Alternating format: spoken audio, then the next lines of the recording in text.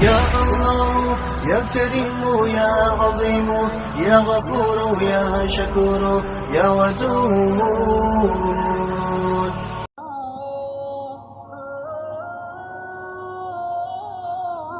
یا علیو 101 مرتبہ، یا شکورو 534 مرتبہ، یا مقیتو 505 مرتبہ.